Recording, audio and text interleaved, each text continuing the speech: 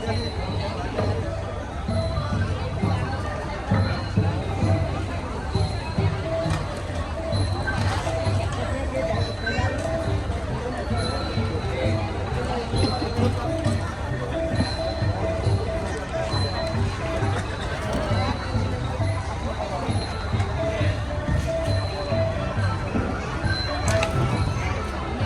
ធុបបៃពេជ្រ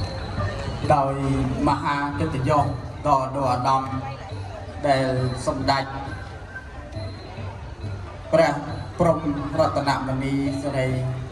សវណ្ណោគុំសែនដែលបងបានប្រទាននៅវធទេសនាក្នុងឱកាសរាត្រីយប់9កើតខែចែកនេះដោយញាតិញោមតស៊ូដូចជាស្ដាប់នៅអនជារងដែលសម្ដេចបានប្រទានហើយជា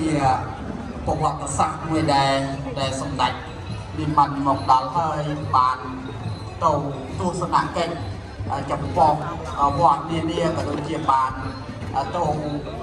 សម្ដែងសម្ដាលសួរសុខទុក្ខនៃព្រះមេឃន្ទខេត្តត្រវិញព្រះ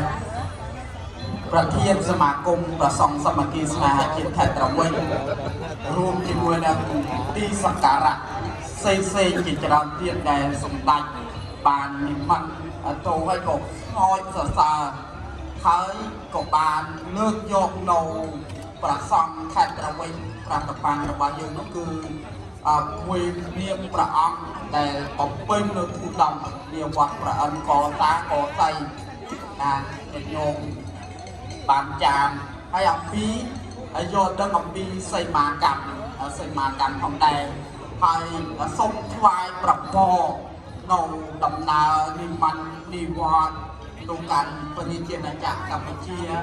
ដែលសម្ដេចនឹងធ្វើដំណើរនៅវេលាថ្ងៃព្រឹកស្អែកនេះទៅកាន់ប្រជាជាតិកម្ពុជាវិញយើងខ្ញុំជាគណៈកម្មការក៏ដូចជាព្រះចៅអធិការនិវត្តន៍ចុងព្រៃគ្រប់រូបទាំងអស់សូមថ្វាយប្រគល់ជូនពរនៅដំណើរសុវត្ថិភាពដ៏ល្អដោយអំណាចដែលសម្ដេចបានមកផងដែរហើយអំបញ្ញមាញ់គឺ